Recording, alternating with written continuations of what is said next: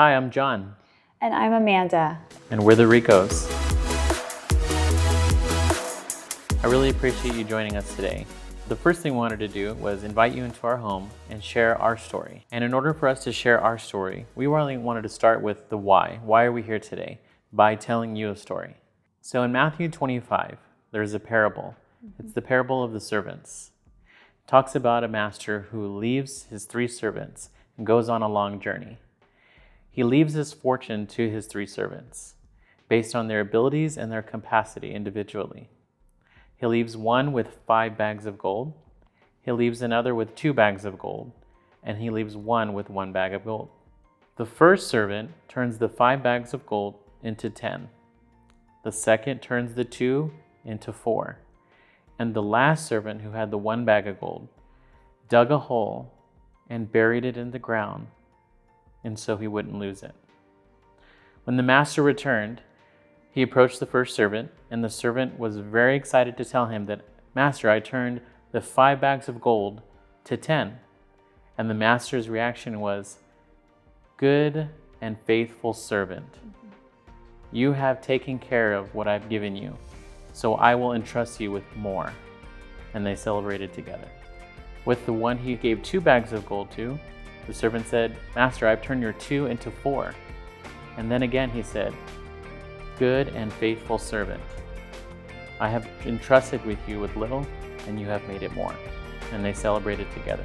When he got to the last servant said, "Master, I know you are a hard man, and I know you reap from harvests that you have not sown.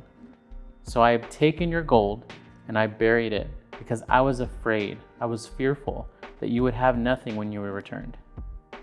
And the master's reaction to that was, "You lazy servant. You were so afraid of losing what I gave you. You kept it away from not only yourself, but everybody else. What you could have at least done was put it in the bank, and it would have at least gained interest. But you didn't do that. You were so afraid, and you were so fearful of it being lost." And that's why we're here today. God has given us a gift. He's given a gift in our marriage, into our family, our home, and individually we have been given gifts of God.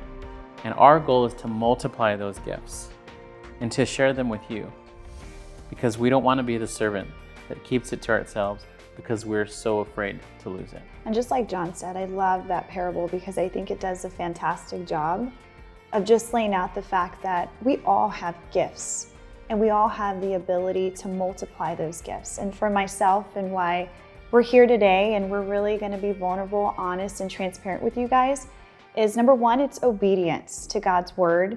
But for us personally, it's obedience to God's call on our life and our personal ministry for married couples. And it's also the fear, and it's being God-fearing. There's not anything wrong with being God-fearing.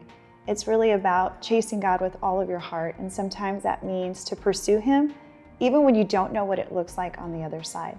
So to kind of paint the landscape for everyone, what we want to do and what we understand is that stories are the most influential tool on when it comes to changing people's mindset, changing people's lives, and change people's behaviors. I know that stories have been shared with me that have changed how I look at things. Things as big as how I see my God, and the smallest things of what I do on my everyday life. So that's what we want to do. We want to share our story. Not only ours together, but our personal stories. And hopefully one day, we'll have this as a platform where you can share your story with us. And so for me, myself, my biggest takeaway for you guys and what I'd hope that you get from these stories that we choose to tell you, and the wisdom that we personally experienced or the knowledge that we want to deposit into your life, is ultimately hope. I hope that you find hope through our journey, that if you're going through something really, really hard right now and it seems like you're never going to get out of it, that there is a silver lining. There is no such thing as perfection, and in life it's always hard. And so part of that is what we're going to share with you guys, but we are living testimony of what the other side could potentially look like. And so I want you to be encouraged. I want you to feel comfortable. So that's why we're bringing you into our home, so that you can be comfortable with us as we share the journey. And we hope that after hearing our stories, that you will be able to take action and do something with it. Maybe there's something that we share we've been through that you're going through. We'll share what actions we've taken, what things we've done, and hopefully you can learn from those things or take them with you.